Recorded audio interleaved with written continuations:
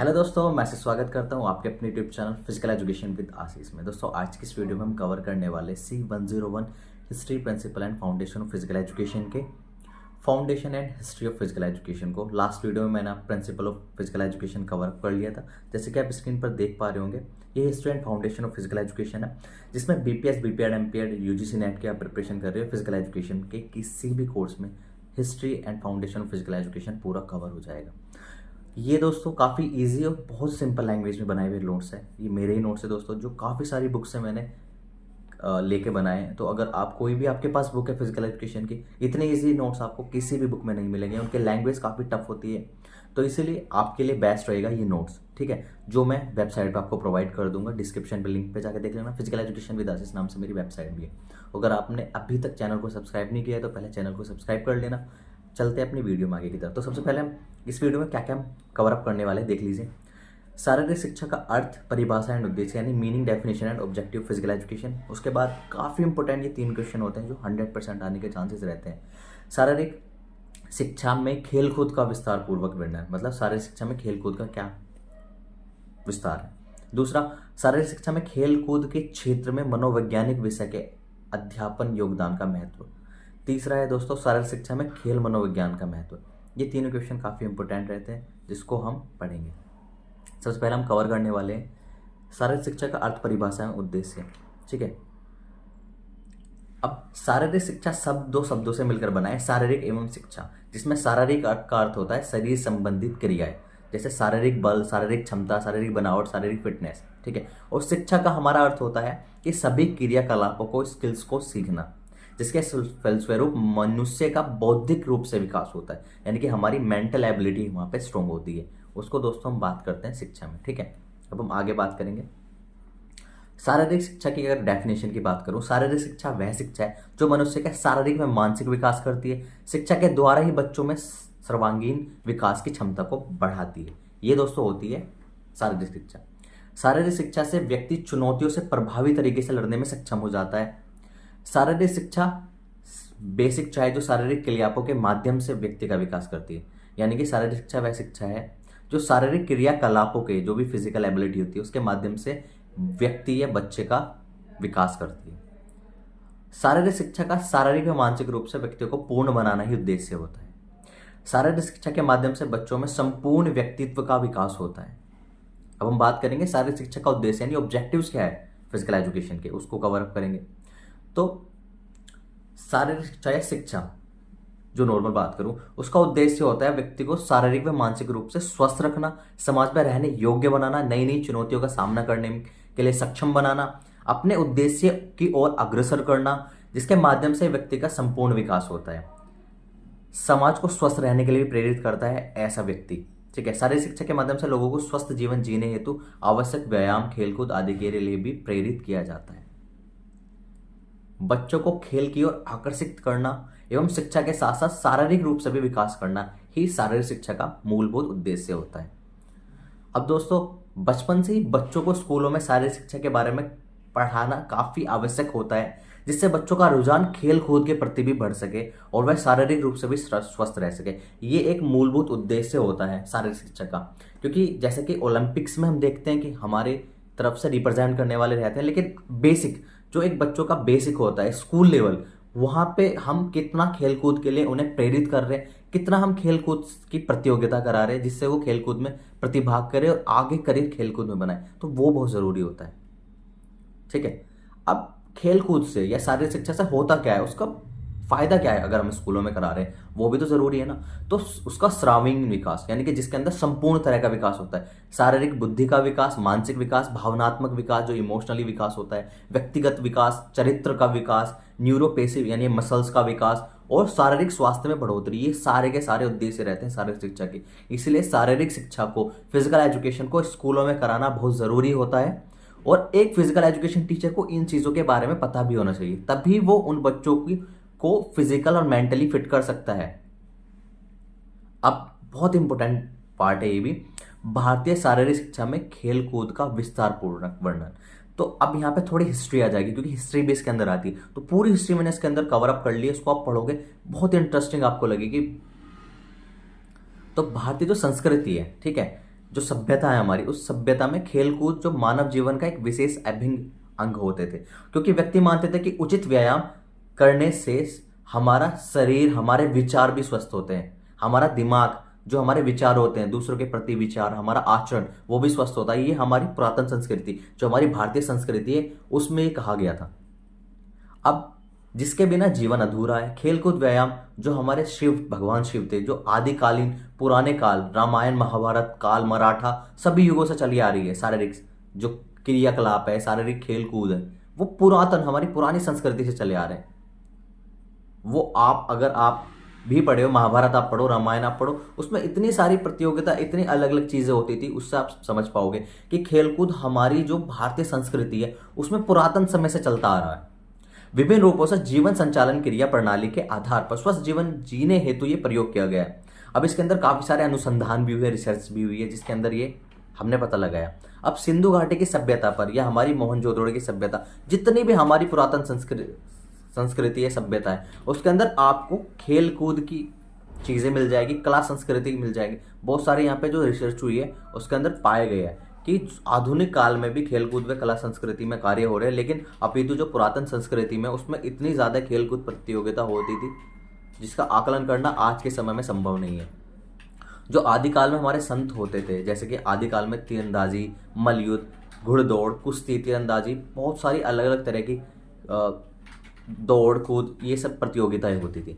तो आधुनिक जीवन में भी इनका प्रयोग किया जाता है। भारत में आदिकाल से ही इनका प्रयोग अपने जीवन को स्वस्थ व रोगमुक्त बनाने के लिए किया जाता था।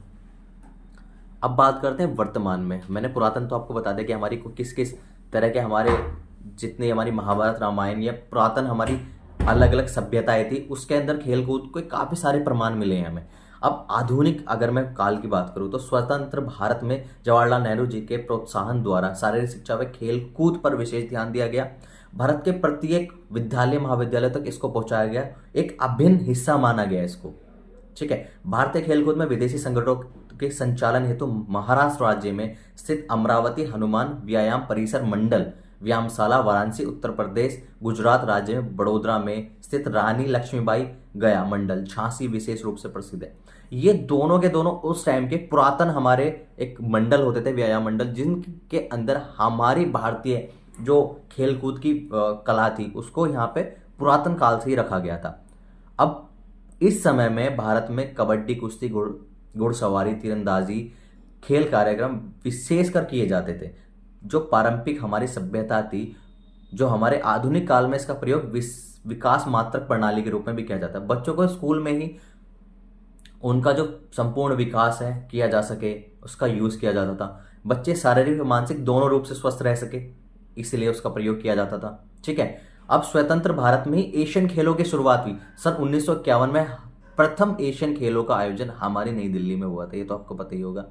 तो इसका मूलभूत यूज जो था, प्रयोग था, वो यही था कि खेलकूद, फिजिकल एजुकेशन को या स्पोर्ट्स को बढ़ावा दिया जा सके, स्कूलों में दिया जा सके, क्योंकि भारत की जो पुरातन संस्कृति है उसको बनाया जा सके।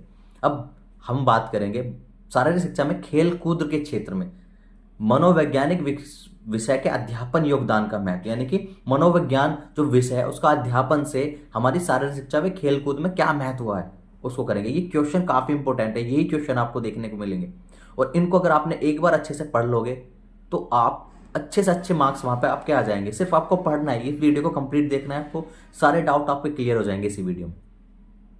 अब मनोवैज्ञानिक, जिसका सारे शिक्षा में खेलकूद के क्षेत्र में अत्यधिक प्रयोग किया जाता है, अर्थात खेलों को सफल बनाने हेतु खिलाड़ियों को मनोवैज्ञानिक कारकों का अध्ययन करना जरूरी होता है। यह जानने में मदद करते हैं वैज्ञानिक दृष्टि के आधार पर कि खिलाड़ी का व्यवहार कैसा है, खिलाड़ी के व्यवहार में क्या परिवर्तन हो रहा है और क्या परिवर्तन जरूरी है, उसके लिए यहाँ पर मनोवैज्ञानिक कारकों का प्रयोग किया जाता है। ठीक है। अब कला कौशलों में वृद्धि में सहायक होता है। अब वो कैसे होता है इसको पूरा एक्सप्लेन करता हूँ मैं। मनोविज्ञान यानी कि साइकोलॉजी कला कौशलों में वृद्धि में सहायक, जैसे शारीरिक शिक्षा व खेलकूद के क्षेत्र में खिलाड़ी द्वारा जो उसके प्रदर्शन को बढ़ाने के लिए जो भी स्पोर्ट्स ट्रेनिंग उसको प्रोवाइड की जाती है ना, जो भी उसकी क्षमता में सुधार के लिए प्रयोग किए जाते हैं। ठीक है। जिसका ज्ञान हमें मनुष्य वैज्ञानिक दृष्टिकोण से प्राप्त होता है। हम जो भी उसको ट्रेनिंग प्रोवाइड कर रहे हैं, वो ट्रेनिंग को कितना अडॉप्ट कर रहा है, कितना ग्रहण कर रहा है, कितना यूज कर रहा है, और उसकी जो एटीट्यूड में, उसकी जो साइकोलॉजी, उसके जो व्यवहार में वो कितना झलक रहा है, उसको हमें अपनी साइकोलॉजी, जो स्पोर्ट्स साइकोलॉजी होती है, खेल मनोविज्ञान होता है, उसके आधार पर हम उसको जज करते हैं। ठीक है, इसलिए वह जरूरी है। कला कौशलों में मुख्य वृद्धि सही तकनीक में उपयुक्त क्षमता से होता है। ठीक है, जब हम उसको सही तकनीक देंगे तभी वो अपनी स्किल्स को इम्प्रूव कर पाएगा, अपने परफॉर्मेंस को, प्रदर्शन को इम्प्रूव कर पाएगा। उचित व्यवहार जानने में सहायक, भाई व्यवहार जानना किसी भी खिलाड़ी के लिए बहुत ज़रूरी होता है। ठीक है, समय समय पर उसकी बिहेवियर को चेक करते रहना चाहिए कि एक्चुअली उसका ग्राउंड में, ग्राउंड के बाहर, अपने टीममेट के साथ, अपोनेंट के साथ, अपने कोच के साथ, अपनी फैमिली के साथ उसका कोऑर्डिनेशन कैसा बनता जा रहा है। क्योंकि एक खिलाड़ी के अंदर जब वो ट्रेनिंग करता है तो उसके अंदर स्ट्रेंथ, मसल्स, ये सब चीज़ें इंप्रूव होती है। ठीक है, शारीरिक शिक्षण में खेल अभ्यास में विद्यार्थी या खिलाड़ी का विभिन्न रूप से व्यवहारों का संबंध होता है ना। अर्थात एक शिक्षण या खिलाड़ी विद्यार्थी के व्यवहार में जो भी बदलाव हो रहे हैं उसको मनोवैज्ञानिक दृष्टिकोण से समझा जाता है। ठीक है, अब जो उसका संतुलन व्यवहार है, जो उसका नॉर्मल व्यवहार है वो ठीक है, लेकिन अगर उसके व्यवहार में कुछ बुराइयां दिख रही है या वो एक नेगेटिव, उसके व्यवहार, बिहेवियर नेगेटिव हो रहा है उसका, वो दूसरों के साथ उसका बात करने का तरीका, उसका तालमेल, कोऑर्डिनेशन या उसका अग्रेशन, वो छलक जाएगा उसके बॉडी बिहेवियर में। वो सब चीज़ें, खेलकूद में व्यक्ति का संतुलित व्यवहार की आवश्यकता होती है। खेल वह क्रियाओं में रुचि के लिए आवश्यक होता है, उसके परफॉर्मेंस को इंप्रूव करने के लिए उसका बिहेवियर बहुत ज़रूरी होता है। वृद्धि और विकास की विभिन्न अवस्थाओं को जानने में सहायक होता है। व्यक्ति की वृद्धि एवं विकास की प्रक्रिया युवावस्था से वृद्धावस्था तक चलती रहती है, परिवर्तन होती रहती है, व्यवहारिक रूप से, मानसिक रूप से, शारीरिक रूप से, हर रूप से। उसमें मनोवैज्ञानिक अध्ययन के रूप से हम जानते हैं क्या क्या उसमें चेंजमेंट हो रहा है, इसके व्यवहार में क्या चेंजमेंट हो रहा है। जब एक प्लेयर आता है, किसी भी गेम को स्टार्ट करता है, तब उसमें स्किल्स, उसकी जो जितनी भी यहाँ पे स्पोर्ट्स ट्रेनिंग के कंपोनेंट्स होते हैं वो कम होते हैं, लेकिन धीरे धीरे उसको उस गेम के लिए एबल किया जाता है, तो उसके अंदर वो काबिलियत आती है। अब वो काबिलियत आने के बाद उसका व्यवहार कैसे बदलेगा, स्पोर्ट्स साइकोलॉजी के माध्यम से ही हम जान पाएंगे। व्यक्तित्व जानने में, व्यक्तित्व कैसा हो गया उसका, ठीक है, पर्सनैलिटी कैसी होगी उसकी। ऐसा जरूरी नहीं होता कि व्यक्ति जो बाहर से स्वयं को दिखा रहा है वो अंदर से भी हो। ठीक है, तो व्यक्ति के व्यक्तित्व को जानने के लिए उसके व्यवहार को समझना काफ़ी ज़रूरी होता है। सभी बच्चों का अपना अपना आचरण होता है, अपना अपना अलग अलग आचरण रहेगा, अपना अपना व्यक्तित्व रहेगा। अब उनके व्यक्तित्व को समझने के लिए हमें मनोवैज्ञानिक कारकों के रूप में मनोविज्ञान का यूज़ करना पड़ेगा। खेलकूद क्रिया में व्यक्ति के व्यक्तित्व को समझना सर्वाधिक ज़रूरी होता है कि एक्चुअल में वो चाहता क्या है। क्लियर है? मानसिक योग्यता जानने में संभव। अब व्यक्तियों का मुख्य रूप से मानसिक व शारीरिक जो विकास है वो चलता आ रहा है, चाहे वो 20 साल की अवस्था तक हो या कितने भी। जो उसका शारीरिक विकास होगा, वो शारीरिक विकास मतलब जो उसका स्ट्रक्चर होगा, जो जिसको हम बोलते हैं साधारण शब्दों में अगर मैं बात करूं, वृद्धि। जो उसकी वृद्धि होगी, उसकी जो एक अवस्था होती है 20 होती है, लेकिन कुछ में 21, 22, 23 तक भी हो सकता है। उसकी कोई एक लिमिट है, बट वो ऐसा नहीं होगा कि वो 50 साल तक चले, नहीं, एक लिमिट है उसकी। 20 से 25 तक चल सकता है, 30 तक चल सकता है मैक्सिमम। उसके बाद सिर्फ डेवलपमेंट यानी विकास चलेगा। अब जो मानसिक विकास है, मानसिक विकास, मानसिक योग्यता या क्षमता की अगर मैं बात करूँ, वो हम प्रतिदिन जो भी हम फील कर रहे हैं, जो भी हमारे आसपास हो रही गतिविधि है, उससे हम अपनी मानसिक क्षमता में विकास करते रहते हैं। ठीक है, हम कुछ ना कुछ नया सीखते रहते हैं, तो वो हमारी मानसिक क्षमता के अंदर आता रहता है। क्लियर है? खेलकूद आदि क्रियाओं में मानसिक योग्यता, मानसिक क्षमता का मजबूत होना बहुत जरूरी है, ताकि हम अलग अलग परिस्थितियों में भी अपने खेल को अच्छे प्रदर्शन की ओर अग्रसर कर सके। कभी कभी क्या होता है, अलग अलग ग्राउंड कंडीशंस आ जाती है, स्पोर्ट्स के अंदर बात कर रहा हूँ मैं, अलग अलग ग्राउंड कंडीशन आ जाएगी, अलग तरह का माहौल हो जाएगा। आपको किसी अच्छी टीम से आपका मुकाबला हुआ, तब आपकी साइकोलॉजी, आपका मनोविज्ञान, आपका व्यवहार किस तरीके का है, वो बहुत ज़रूरी होगा। तो ऐसे सिचुएशंस के लिए हमें मेंटल रूप से प्रिपेयर होना बहुत ज़रूरी है। क्लियर है? जैसे अब भाई अगर मैं बात करूँ, इंडिया ऑस्ट्रेलिया में जाके खेल रही है और ऑस्ट्रेलिया की ग्राउंड कंडीशन कितनी टफ है, तो इंडिया के लिए ये एक टफ मूवमेंट है, लेकिन उनको मेंटल एबिलिटी नहीं खोनी है, उनको बहुत ही सतर्कता से अपनी फिजिकल और मेंटल एबिलिटी को दिखाते हुए वहाँ पे परफॉर्मेंस करना है। तो ऐसे सेम होता है व्यक्ति के चरित्र निर्माण में सहायक, जो उसका चरित्र होता है उसको बनाने में। जब हम बात व्यक्ति के चरित्र की करते हैं, तो उसके अंदर का स्वभाव, संवेग, अच्छी आदत, उचित वृद्धि, बात करने का तरीका, आदतें, सामाजिक महत्वता, समाज के प्रति उसका व्यवहार कैसा है, वो सभी चीज़ उसके चरित्र की तुलना करते हैं। तो मनोवैज्ञानिक आधार पर हम बात करते हैं उसकी तुलना। अब प्रेरणा देने में सहायक, प्रेरणा यानी मोटिवेट करना सामने वाले को, है ना। खेलकूद में प्रेरणा का अत्यधिक प्रयोग किया जाता है। प्रेरणा के आधार पर व्यक्ति के मनोवैज्ञानिक कला को समझा जाता है। खेलकूद आदि क्रियाओं में प्रेरणा का अत्यधिक महत्व होता है। मोटिवेट करना, कभी कभी क्या होता है कि हमारे अंदर परफॉर्मेंस है, काबिलियत है, बट हम उसको दिखा नहीं पा रहे, हम डरे हुए हैं, हम अपनी मानसिक एबिलिटी का यूज नहीं कर रहे। तो जब हमें मोटिवेट करता है, सामने वाला समझाता है कि हाँ तू कर सकता है, तुझमें एक काबिलियत है, तू स्ट्रोंग है, तू सामने वाले को हरा सकता है, तुम बहुत अच्छा कर रहे हो, इस तरीके की जो वर्डों का यूज करते हैं वो कोच करते हैं, हमारे फ्रेंड्स करते हैं, फैमिली करते हैं, या सपोर्ट करने वाले करते हैं, तो हमारे अंदर ना एक अलग ऊर्जा जागृत होती है जो हमारी उस एक प्रदर्शन की जो श्रेणी है उसको बढ़ाने का प्रयास करती है। इसलिए प्रेरणा बहुत ज़रूरी है किसी के भी परफॉर्मेंस को इंप्रूव करने के लिए, किसी को भी प्लेयर बनाने के लिए, और किसी को भी मैच जिताने के लिए। हमें प्रेरणा व्यक्तिगत यानी कि स्वयं से, स्वयं को भी मोटिवेट करना पड़ता है कभी कभी हमें कि हाँ हम कर सकते हैं, हम ये मैच जीत सकते हैं, हम ये अचीव कर सकते हैं लाइफ में कोई भी गोल। तो खुद को मोटिवेट करना जरूरी है, दूसरों को भी हमें मोटिवेट करना जरूरी है। अगर दूसरा हमें मोटिवेट करे ना करे, लेकिन हमारा खुद को मोटिवेट करना, खुद को प्रेरणा देना काफी जरूरी होता है। खेल कूद में ये एक बहुत जरूरी पॉइंट है। ठीक है, हमारे दृष्टिकोण में बदलाव। दृष्टिकोण का मतलब क्या होता है, कभी कभी हम सामने वाले को बिना जाने अपने मन में एक बात बना लेते हैं कि सामने वाले का व्यवहार, सामने वाले के चरित्र इस प्रकार का है। तो अब हमें अपने दृष्टिकोण में बदलाव की भी जरूरत होती है। हमें अगर एक अच्छा प्लेयर, एक अच्छा व्यक्ति या एक अच्छा विद्यार्थी बनना है तो हमें अपने दृष्टिकोण में बदलाव लाने पड़ेंगे, हमें अपने व्यक्तित्व को बदलना पड़ेगा, हमें बुराइयों को अस्वीकार करना पड़ेगा, है ना। खेलकूद के दौरान हमें अपने दृष्टिकोण को उस खेल क्रियाओं के अंतर्गत ही परिवर्तित करना जरूरी होता है। घर अलग है, खेलकूद अलग है, वो सब चीज़ें तो हमें अपना दृष्टिकोण बनाना पड़ेगा। घर पे हमारा व्यवहार घर जैसा रहेगा, और ग्राउंड में खेलकूद के टाइम पे, हमारे स्पोर्ट्स के टाइम पे हमारा जो व्यवहार रहेगा वो अलग रहेगा। ठीक है, अलग अलग खेलों में अलग अलग प्रकार की स्थितियों का सामना करना पड़ता है, उसी के अनुसार ही हमें मनोवैज्ञानिक दृष्टिकोण को भी बदलना जरूरी होगा। साथ ही हमें उन प्रकार के कपड़े हो, चाहे खेल क्रियाओं हो, जिस प्रकार से बदलते हैं। ठीक है, तो ये दृष्टिकोण काफी जरूरी होता है। मनोवैज्ञानिक आधार पर ही हम अपने दृष्टिकोण में बदलाव ला सकते हैं, साथ ही साथ उस स्थिति को भी सामान्य बनाने का प्रयास कर सकते हैं।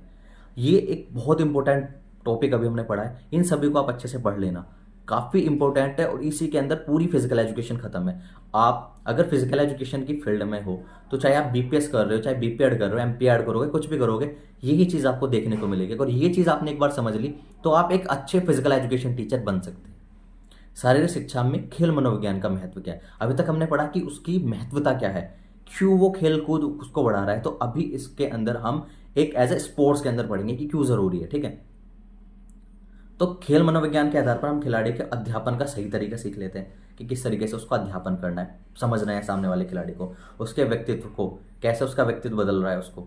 ठीक है, फिर ही हम उसको एक ट्रेनिंग देने का सही तरीका समझ पाएंगे। ठीक है, खेल मनोविज्ञान खिलाड़ी के नियम को मजबूत बनाने का कार्य करता है, काफी मददगार होता है, खिलाड़ी के विकास को मजबूत करता है, उसके प्रदर्शन स्तर को बढ़ाने का प्रयास कर सकता है, खेल कूद को स्पष्ट और सही ढंग से इस्तेमाल करने का तरीका सिखा सकता है उसे।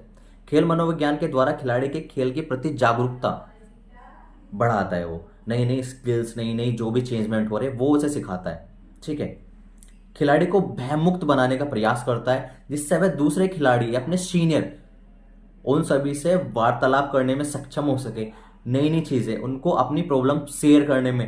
क्योंकि कई बार क्या होता है कि एज ए हम अपने सीनियर से, अपने कोच से डरते हैं, तो ये साइकोलॉजी, हमारी एक दृष्टिकोण को बदलना है कि हाँ हमें अपने कोच से, अपने अध्यापक से या अपने फैमिली फ्रेंड किसी से डरना नहीं है। अपनी जो सिचुएशन है, जो भी जिस चीज को हम फेस कर रहे हैं, हमें उनसे शेयर करना है, तभी उसका सॉल्यूशन निकल सकता है। अगर आप किसी भी बात को अपने ही मन के अंदर रखोगे तो उसका सॉल्यूशन नहीं निकल सकता। जब हम शेयर करेंगे अपनी परेशानियों को, हम ग्राउंड में क्या प्रॉब्लम हमें आ रही है, किस तरीके से हमें उसका सामना करना है, तो वो शेयर करना जरूरी होगा। तो हमारे अंदर का वो डर निकलेगा, वो कौन निकालेगा, जब हमारा कोऑर्डिनेशन बनेगा। तो साइकोलॉजी ये सब चीजें समझती है कि हाँ ये प्लेयर अपनी परेशानी को बताने में डर रहा है, ये जो भी प्रॉब्लम वो फेस कर रहा है। ठीक है, ये सब चीजें जरूरी होती है, तभी हम उसके परफॉर्मेंस को इंप्रूव कर पाएंगे। एज ए कोच या एज ए टीचर मैं काम करता हूँ तो मैं भी ये चीज में कोऑर्डिनेशन बनाता हूँ। हाँ, एक फिजिकल एजुकेशन टीचर को अपना डर बनाना जरूरी होता है, नहीं तो बच्चे उसका गलत फायदा उठाते हैं। लेकिन जब हमें ग्राउंड के अंदर होते हैं, जब हम बच्चे के कोच होते हैं, तब हमें कोच बनने के लिए हमें फ्रेंडली बिहेवियर भी रखना पड़ेगा, हमें स्ट्रिक्ट भी होना पड़ेगा। जब बच्चा गलत कर रहा है हमें स्ट्रिक्ट बनना पड़ेगा, और लेकिन वो बच्चा गलत क्यों कर रहा है उसे समझाने के लिए हमें थोड़ा उससे फ्रेंडली बिहेवियर रखना पड़ेगा। ये एक अच्छे फिजिकल एजुकेशन टीचर के लिए जरूरी होते हैं। ठीक है, खेल मनोविज्ञान द्वारा हमें जो खेल मनोविज्ञान है उसका जो ज्ञान है, जो मनोविज्ञान साइकोलॉजी होती है, जो व्यवहार है, वो हमारा जन्म से मृत्यु तक चलता रहता है। ठीक है, हमें हमारे अनुभवों के माध्यम से जो भी हम ज्ञान अर्जित कर रहे हैं वो इसके अंदर आता है ना। तो हम सामने वाले को समझने का प्रयास करते हैं। साइकोलॉजी का मतलब यही होता है कि हम दूसरे के व्यवहार, आचरण, उसकी व्यक्तिगत जो प्रणाली है उसको समझने का यहाँ प्रयास करते हैं। अन्य नए नए अनुभवों से नई नई सिचुएशन में उसको डालते हैं। जैसे स्पोर्ट्स के अंदर आपको पता ही है कि आप कोई भी गेम खेल रहे हो, किसी भी लेवल का गेम हो, हर लेवल के गेम में आपकी परिस्थिति चेंज होगी। तो उसके लिए sports psychology, physical education and sports के अंदर काफ़ी ज़रूरी होता है।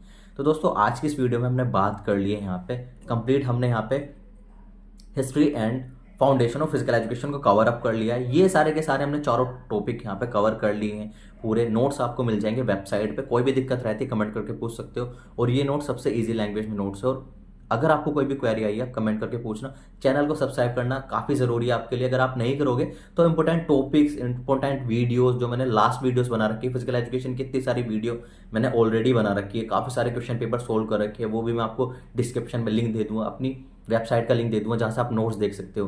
काफ़ी ईजी है, आपको बुक्स परचेज करने की जरूरत नहीं पड़ेगी। मैं ये आपसे प्रॉमिस करता हूँ फिजिकल एजुकेशन के सारे नोट्स फ्री में आपको दूंगा। इन केस अगर आपको कुछ टॉपिक्स पे ज़रूरत पड़ेगी, अगर आपको उसकी डीपली उसको पढ़ना है, ठीक है, अगर आपको रिसर्च ही करनी है या फिर बहुत अच्छे से उस टॉपिक को कवर करना है, तो मैं आपको बुक भी बहुत जल्द सजेस्ट करने वाला हूँ जो कम से कम प्राइस में काफ़ी से काफ़ी अच्छी आपको मिल जाएगी। या हो सकता है मैं ही आपको प्रोवाइड करा दूँ विद सबसे ज़्यादा डिस्काउंट पे। मतलब इतना डिस्काउंट आपको कहीं नहीं मिलेगा। मैं आपको वो बुक भी प्रोवाइड करा दूंगा, सबसे अच्छे पब्लिकेशन की बुक, जिसमें आपको ऐसी लैंग्वेज देखने को मिले जैसे मैं आपको प्रोवाइड कर रहा हूँ, जो आपको पढ़ के एक बार समझ में आ जाए। ठीक है दोस्तों, मिलते हैं नेक्स्ट वीडियो में। तब तक के लिए जय हिंद।